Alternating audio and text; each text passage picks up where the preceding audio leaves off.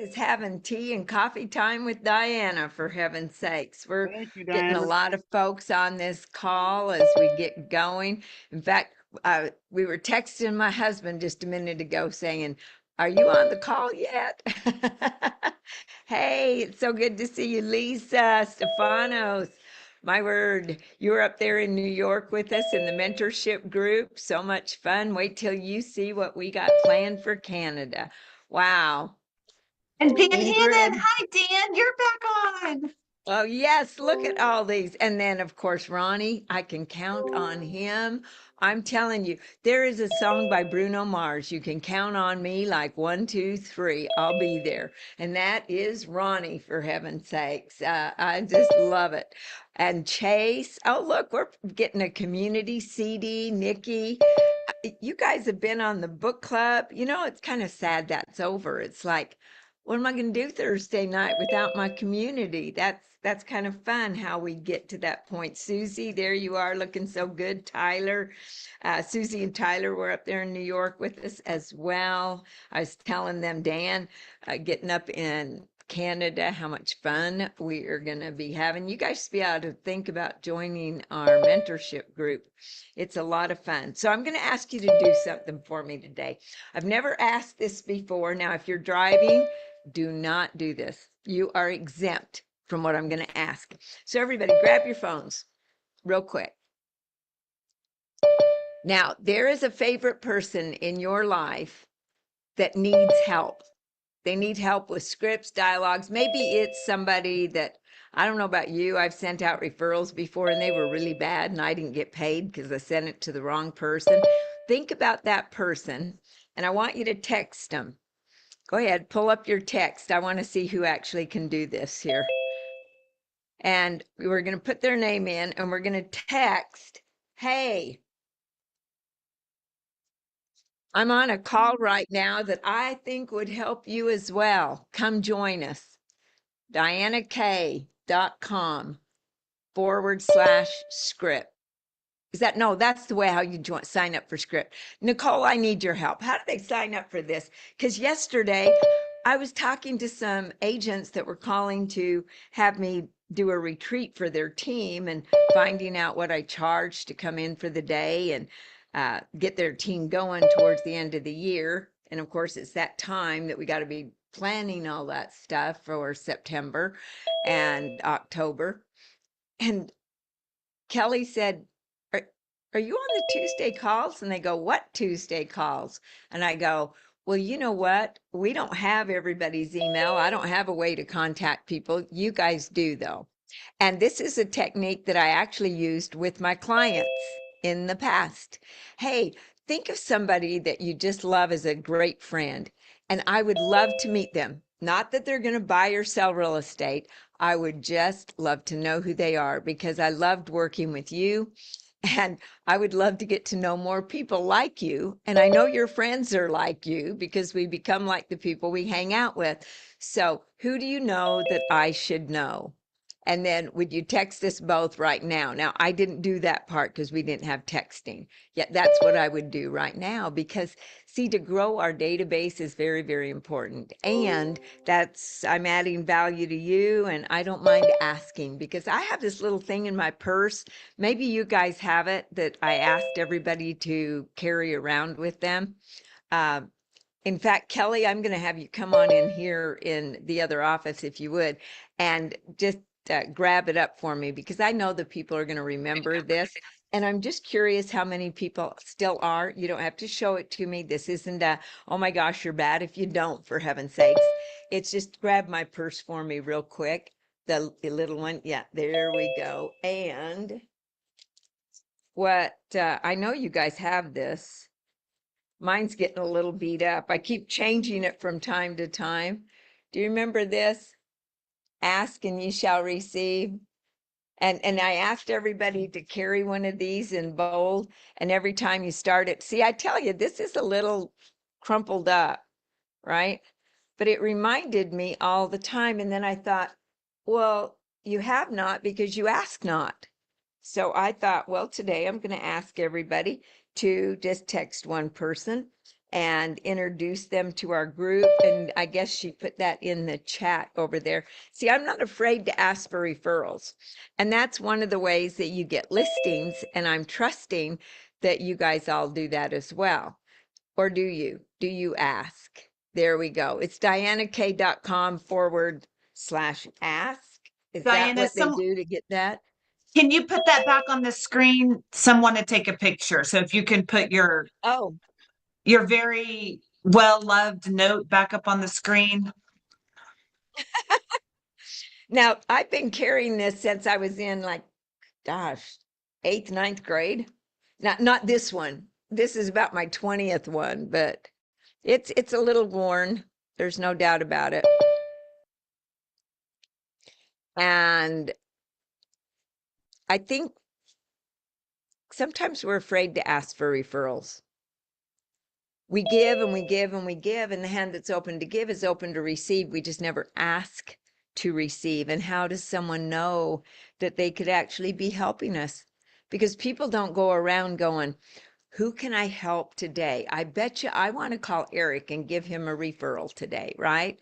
They just don't wake up that way. We got to ask them for it. I want to take a picture, November 2016. Oh my goodness, Ronnie, see, you've been doing it.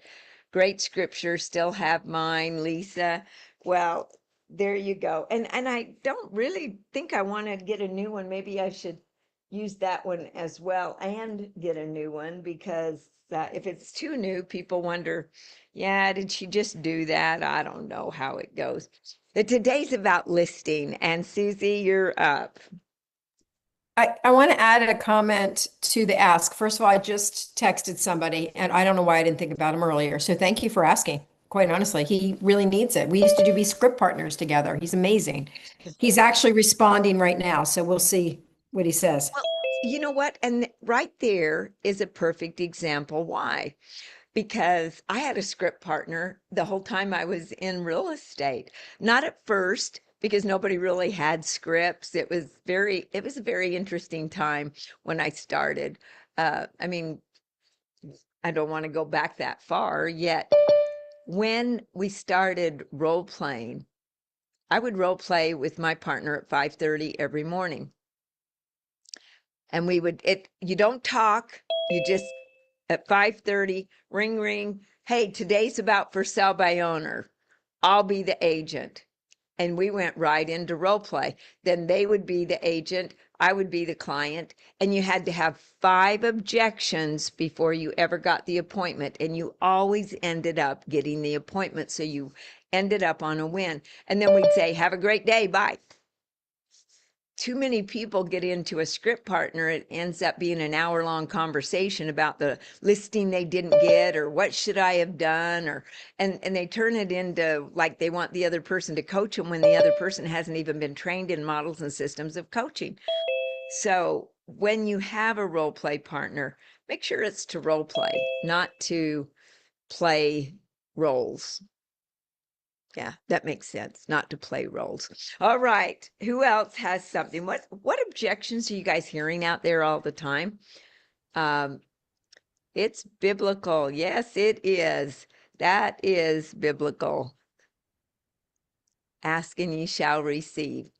Yeah, it's amazing how many things, if you just, I don't know if you're what your religious choice is, or faith, or if you believe in the universe, it doesn't matter. It's your belief. I love it. Yet, you know what? It is interesting. That book has a lot of good sales techniques in it, and it has a lot of good leadership lessons. In fact, just live a good life. You got the good book. Ingrid, I love it. You got your hand up. Let's go. So there's 2 things. One, you said, what are we gonna do after we have already finished reviewing the book? We'll do it all over again. You know what? Somebody said, would you do it during the day? And I would do it during the day. I know that book helps, and I'd like to get more into becoming more in your role, right? And do it more like a class. And anyway, got lots of ideas, but Ingrid, that would be so much fun. Yes, we'll have to do it again. I think people And did learn something, especially with Shane. having the brain and by the way, your prefrontal cortex is the part that literally has you pay attention. And a lot of people don't train it to pay attention. It's going to help you guys a lot when I know meditation is something a lot of people do not like to do, but even sitting in a quiet place and visualizing and that really helps develop your prefrontal cortex, and it allows you to take and pay attention and see things that other people don't see, hear things that other people don't hear. And when Tony and I were speaking about the script class that's coming up, and I'm changing it up to where it's going to be more about the tonality you use on every script. So there will be a script on the screen, not the first class. We talk about the brain on that one. Going into the second one, though, it's going to be more about that, of the objection, the tonality, and the paying attention to what every little word is. And see, here's one of the things I don't know that people realize, and then I'll get to you. Ingrid, I don't know if you still have a question. I'll come back to you if you do. Did you know that right now they say that people are using 123,370 less words than they did last year? Now, I don't know how they came up with that number. I'm just saying people aren't talking. They're texting. They're not talking anymore. And they're saying if we don't keep talking, we'll stop really listening. And this makes sense to me. And when we stop listening to our clients, we got a problem. Okay, Ingrid, did you have a question, my friend, or did you Yes, keep your hand Diana, up? I Yes. really like you, and I want you to help me buy my house. But this thing about, yes, I will sign the agreement. Just that commission, just we need to leave that one blank, like zero, because I want you to get paid by the seller. All the last properties I've purchased, it's been like that. The listing broker will pay you. Yeah, that would be nice, wouldn't it? Because I know you want the right home. Is that correct? Absolutely. Right. And so if the right home comes along, I'm just curious, and you love it, your family, oh, they would love it. Yet the seller's not going to pay me as your agent because, after all, I am representing you. And there's another house that you don't really like. It's kind of okay. And the seller will pay me. Which house do you want me to show you? Well, I wanna look at all of them. No, here's the question. I know you want to look at all of them. What you're telling me is you don't want to look at the houses that the seller won't pay me. Is that what I hear you saying? No, I want to look at all of them. And and the broker will take care of paying your company. Okay. So I understand that you want your cake and eat it too. That's what every one of us want. And I can appreciate that. I do know, and I can ask if the seller will pay me. So I'm going to ask you once again, because see, I'm here to represent you. Much like if you went to court and the attorney's representing you and you want the other person to pay for your attorney. It's the same thing. I get it. And I understand completely. And I'm here to help you. Yet I don't want to show you a house that your whole family falls in love with and they can't have. Because if the seller is adamant, as you are adamant, what if he says, I'm absolutely not going to pay? I would be doing you a disservice to show you the house that would be perfect for you. So right now we have to make a decision, and it's a tough decision, I understand. And I will always ask the seller to pay. Yet this is the decision. When a seller is adamant about not paying me, do you want me to show you the house? Yes, I want to look at all the houses. Okay, excellent. And what if, say, just by chance, the seller, as I said, is as adamant about not paying as you are adamant about not paying? And so now we have this conflict, right? And the commission, let's say, is added on to the price. or added onto the loan. For every $1,000 that you spend, do you realize it's pennies on the dollar that you're actually paying per month? So I have to ask, because I'm a little confused still. Are Well, you willing? we're gonna pay cash. So, but this $2 million home, we just don't want to have to pay any of your commission. The seller should pay for it. I mean, just like the broker will pay for it like they have always done in the past. The listing Yeah, broker. that's really great. And the past is great. Yet let me ask you, does bread still cost the same as it did in the past? And no, just like the houses have been going up. Yeah, everything's been going up. So what you're wanting to do is to live in the past when you buy a home. And I appreciate it.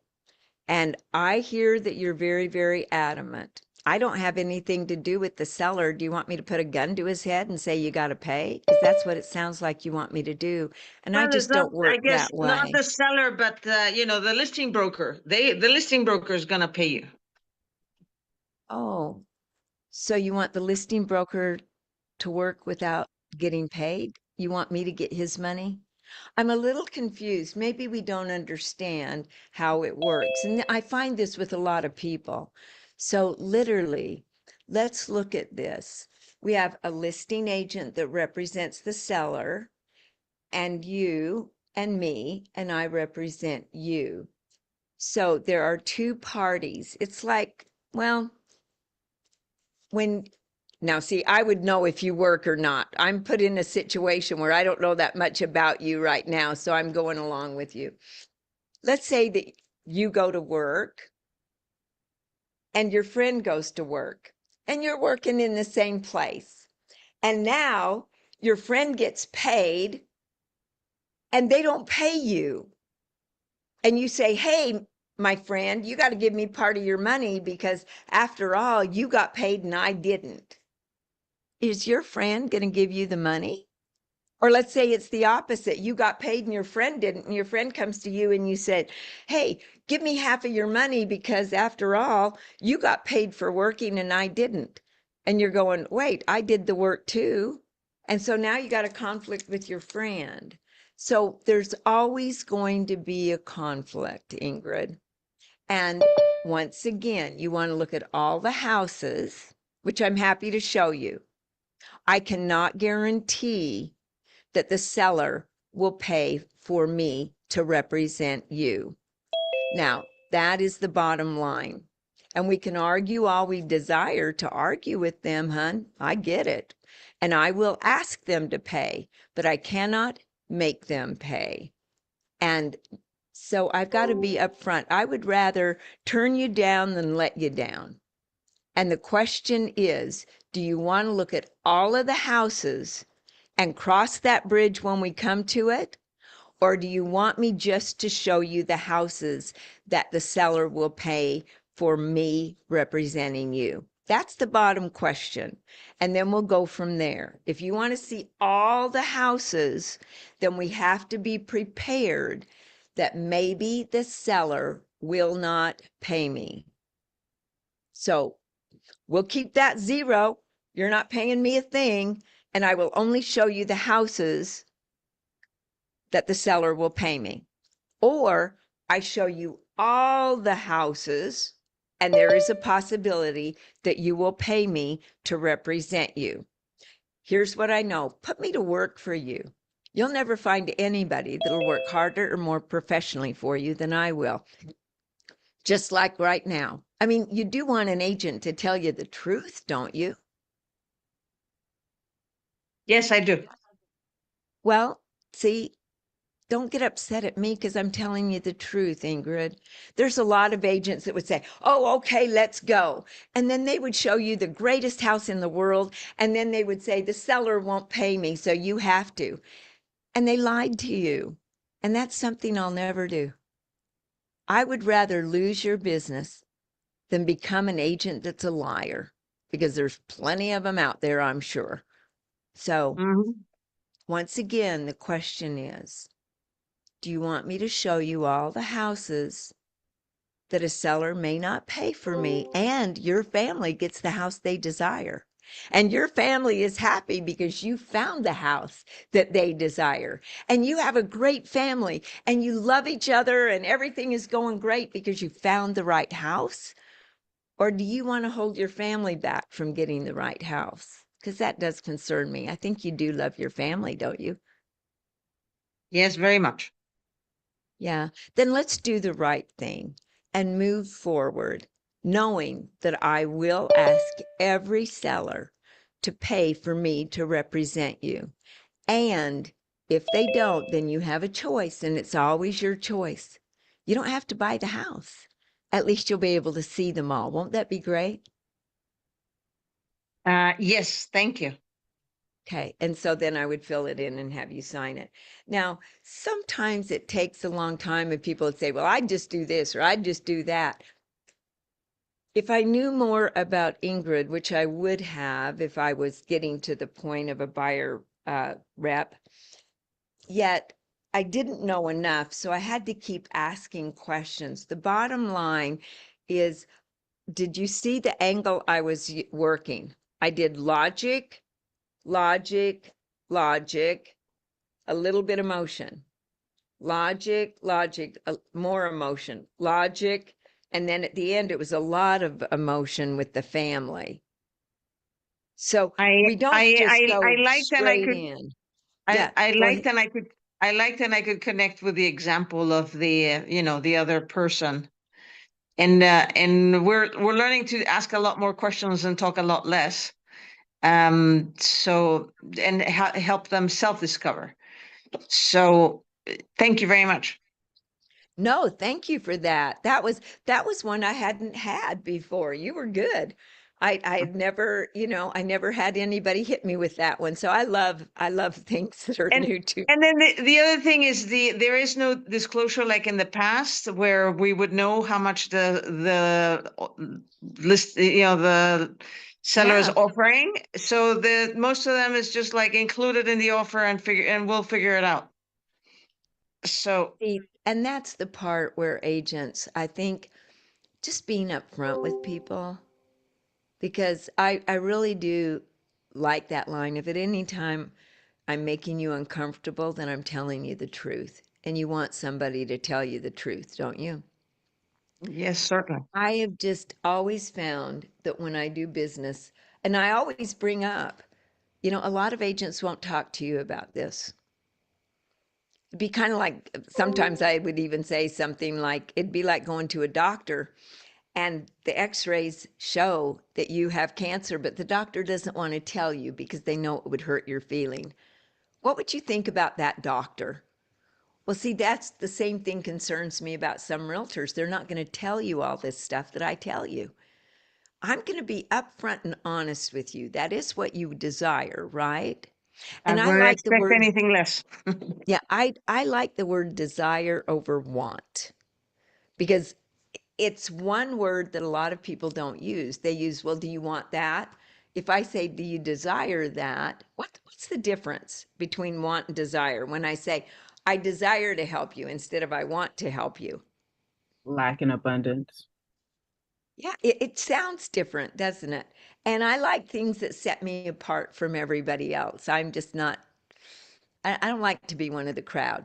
Never have liked to be one of the crowd. I like to stand out. So, Ingrid, thank you. Chase, you're up.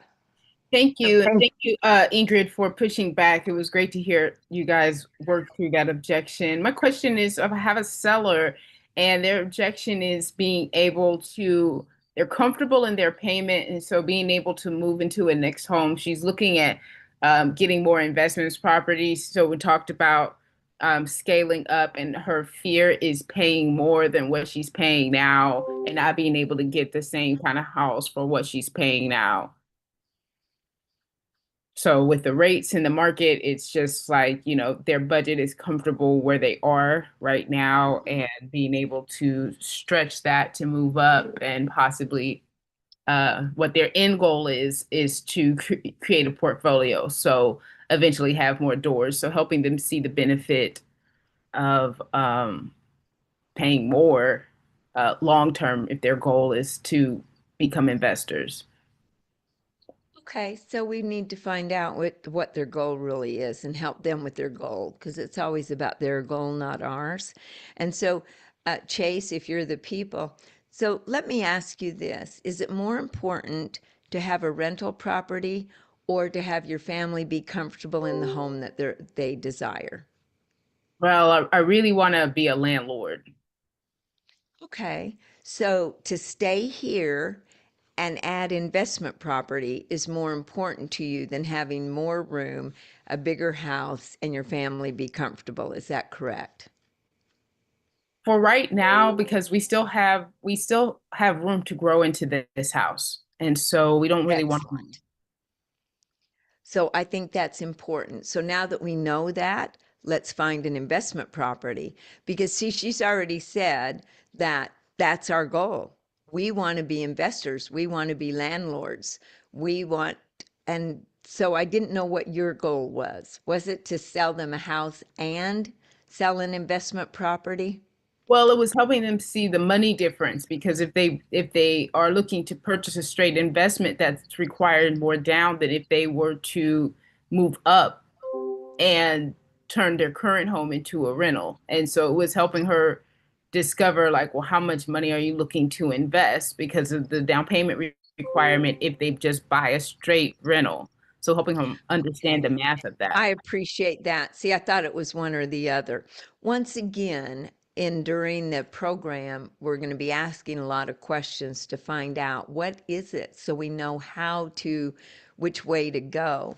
So she wants her family, she's happy to have her family stay where they're at and buy an investment property. Is that correct? Yes. Okay. So I don't understand the problem that they have with that if that's their goal. Because the amount that they have down is not enough to buy an investment they're not going to occupy. And so understanding that you get to either pay more and move up and put less down because you're an occupant, or you can pay Okay. more putting it down because now it's a non-occupant investment. And so Okay. it's a numbers kind of reality. Like you're gonna put 20% down for a straight investment, or you're gonna pay a little bit more moving into a bigger home and put 5% down. Okay. So that makes sense. So now you're going to take the equity from the house that you have and buy a rental property or turn that into the rental property. So here's your choice that you have. So we could refinance your home, which is going to make your payment go what? Up or down? Uh, Up. That's right. And get the money to buy a rental property. Or we could turn this into a rental property. Now make sure tax wise, I'm not going to get into taxes here.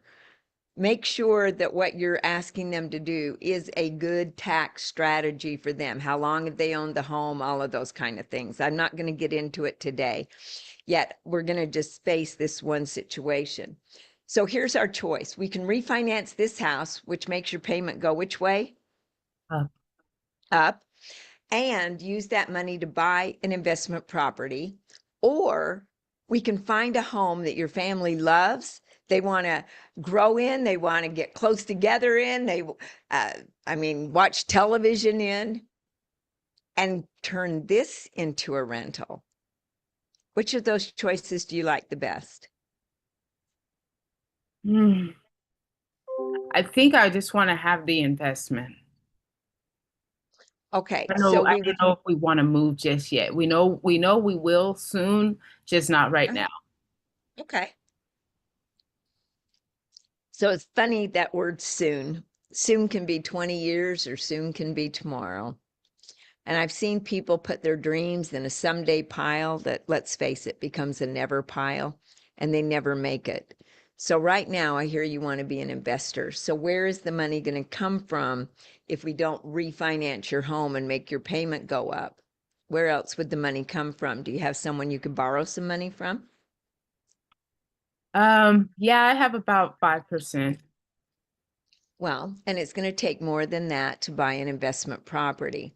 See, there are people that desire to be a buyer, and there are people that actually can be a buyer. And right now, you've got the desire, and I desire to turn you into somebody that can buy. And the bottom line is, for an investment property, this is what it's going to take. So where would the money come from? Should we refinance this house and make your payment go up? Or should we find you another house and turn this one into a rental? Or do we borrow money from somebody so we can start investing? I guess we have three options, and the options are always yours. Okay. Look into the equity. Okay, and so then I would start going down the path that they desire. Because, see, everybody wants to be a landlord, for heaven's sakes. They all want to get money with real estate because, after all, if you really study money, they say put a third into land, right? Keep a third liquid so you always have money on hand. And then you're going to be, well, your 10% giveaway. And when I say a third, then of course you have tithing and all of that in the various parts. Sure. So I think the biggest thing that I'm hearing with a lot of agents is they have a goal and the people have a goal, and the two goals are this far apart. And we know what's best for the client, and we're working to make them understand our way instead of asking questions so they come our way. And by giving them choices that they don't like, leaving the choice that is the one that even we would like for them to make, or that would be the best choice for them, is the way to do it. Telling is not selling. Telling will never be selling. And if you notice, I've never told you anything. I never told Ingrid anything. I did use questions. And this is why the script class is so important, because you're going to find out how to do certain scripts, but those certain scripts will allow you to start training your brain to a way of questioning that works. It's not about learning the for sale by owner script, because that's good and it's going to help you. Taking down why the script works, how it works, the tonality that makes it work. All of those things train you, just like playing pool, 8-ball in corner pocket. I'm going to go ahead and I'm going to keep hitting the balls and lining up the next shot when I make this shot. I don't just make this shot to get that ball in the pocket. I make, is that the best shot to leave me for the next shot? Too many people are taking one shot instead of thinking 3 shots ahead. That's why learning certain scripts, breaking them down, understanding why they learn, allow you to take this brain of yours right here, this brain of yours, and use it to the best way. Because see, until this prefrontal cortex, this part of your brain right here, totally understands what's going on and how to structure them, you're not going to have that great of scripts. And on the inside, the amygdala right here, unless you light that up, they're never going to take action with you. So you need to know how to approach them through the prefrontal cortex, going into the unconscious mind, coming back to that little place that is all put together. You know, it's amazing how you can take this brain apart and really study how you can make sales and why it actually works. Oh, this is the one. Look at this. I got all these parts to your brain that we've been studying.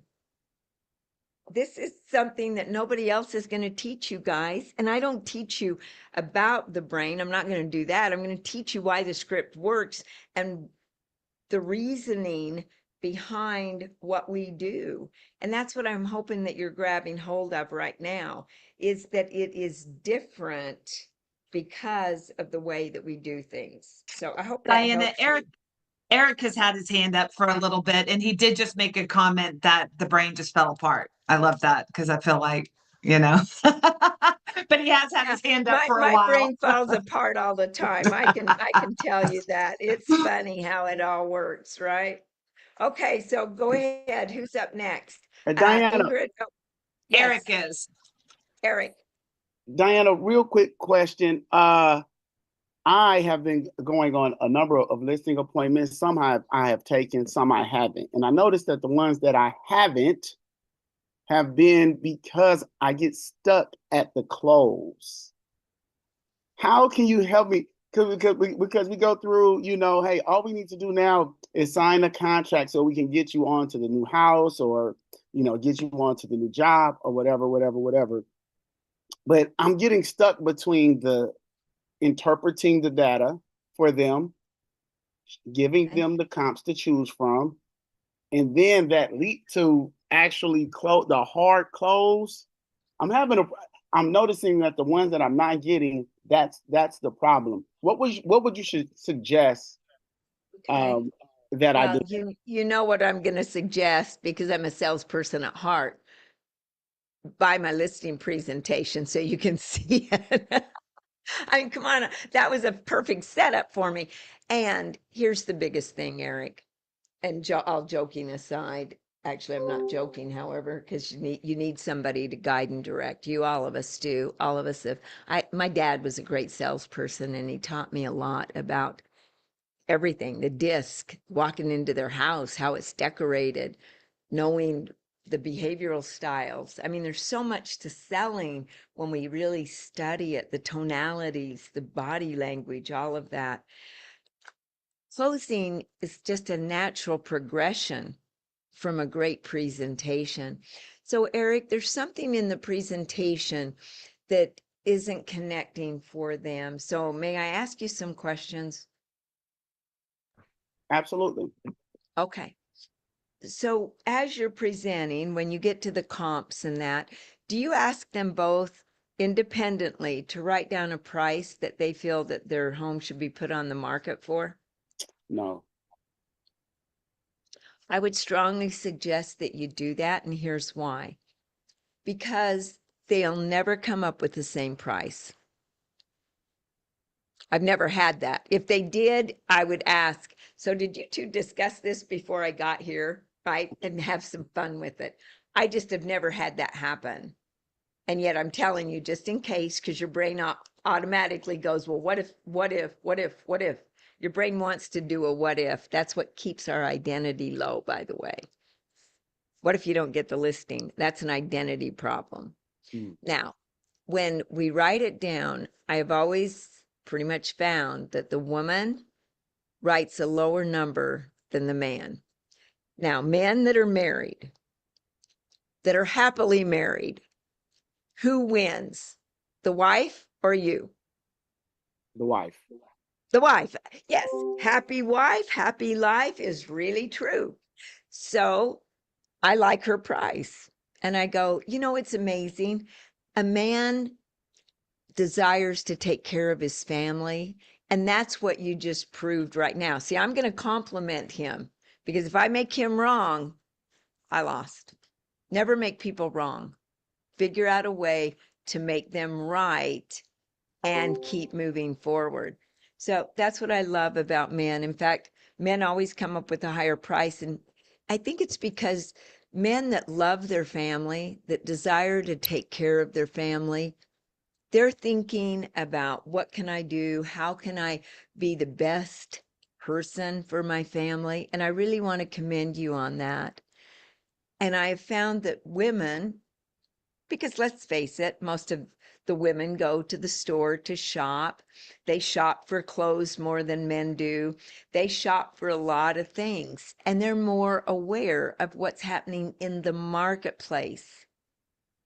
And therefore, the woman's generally closest to the price. Now, some of the women, they do a little happy dance and they go, ooh, I won something.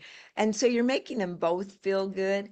And you say, so when we take this price, how does that compare with the other homes? Because see, people are going to buy value and price at the same time. Now, that's part of your presentation earlier. So Killed you can that just part. bring it Yeah. back to that. Yeah, I Yeah. killed that part. Like that part of it. And even handing them, if you were to buy a house, which one would you buy? Right. If you had to buy a house, Right. which one would you buy? And so he said to me, he said, what price do you think it would sell where he said, where should I price my house at? And I said, I can't tell you, right? Like it's your decision. The price is yours. It's your decision. And so he looked and he looked and he looked and he said, and he he came to my price because the one that sold was exactly like his. And if you were a buyer, which one would you buy? And he picked the one that was at my price. See, people are very logical when you allow them to be. And the other part, when people say, so what do you think my house will sell for? My answer is, that's a great question. And since I'm not the buyer, I really don't know. The buyer will help determine the price. And you get to decide if you want to accept what the buyer offers. So right now, the only thing that matters is how we compare, because people are going to look at 13 to 14 houses before they decide. So at any given time, your home is in competition with 12 other homes. And if you're going to compete, then we have to be at the best price. Now, here's something else.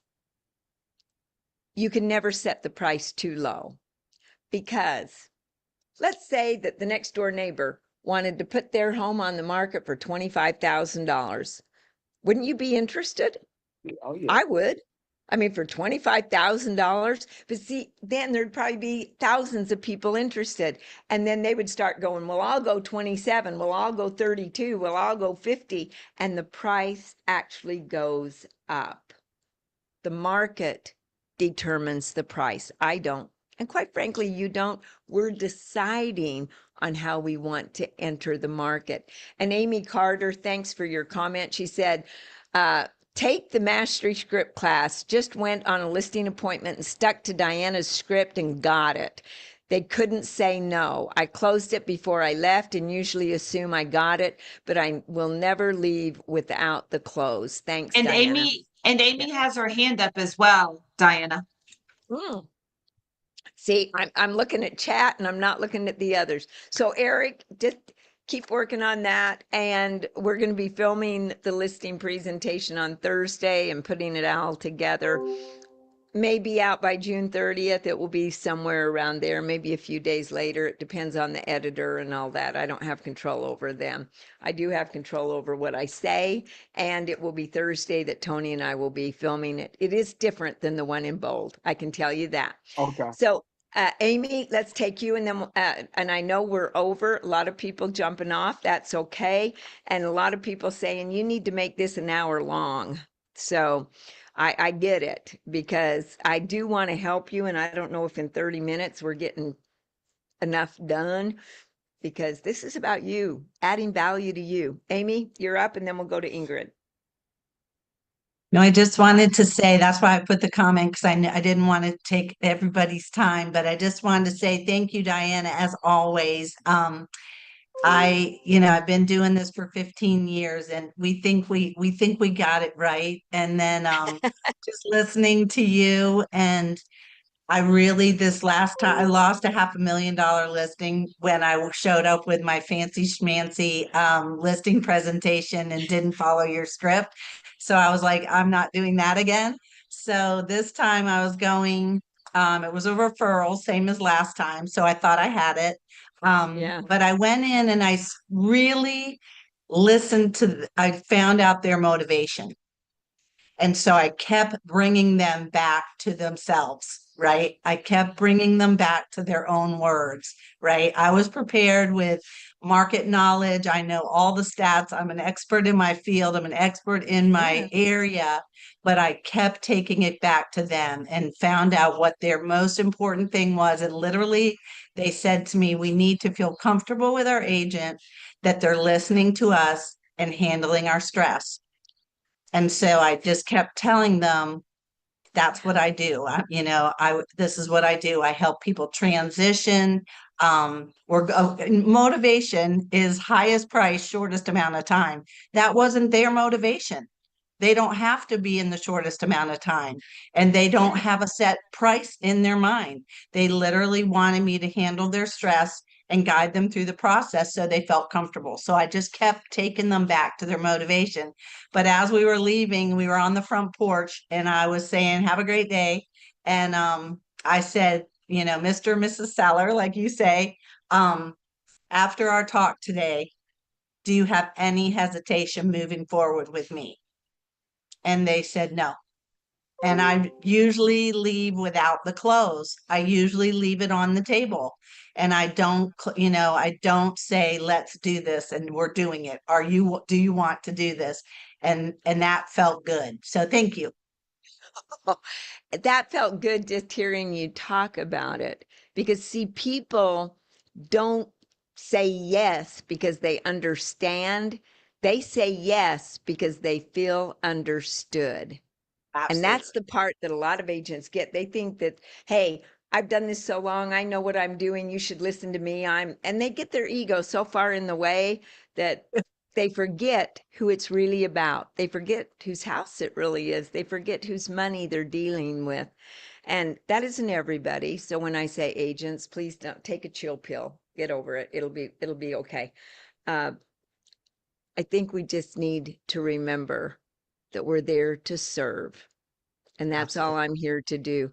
Only I'm going to be real honest with you. I want to serve more people. We got up to 80 today. That's great. That's the most we've ever had. We're getting to 100. And you're either going to come with me or I got to start another one with people that desire to help me out. So I got to ask you just straight point blank, are you willing to help get this to over 100? And you can put a thumbs up. You can say, no, I'm not. This is all about me, not about you. And you keep giving to me free, but the hand that is open to give is open to receive. And I'm giving like crazy and I'm asking for referrals. So go out, give us some names, give us some gosh, you know what this has reminded me of? How many of you have watched that show, Eddie Mercury, Rhapsody, Bohemian Rhapsody or something like that? Matt, you're saying it. What is it? Bohemian Rhapsody, yeah. Bohemian Rhapsody. At the end where that guy's wanting money because he wants to help people. And he says, give us your money, dang it. You got money, give it to us, right? I love that part because he's so passionate about helping the people. It's not money for him. I don't get anything if we have 100 people on it. It's the same as having one. It's I want to help people and I need people that want to help people as well. And I think that's you. So I want to be with people, helping people, with people that want to help people, doing something that helps people. Let's go do it. See you next week with 100 people here. Bye-bye.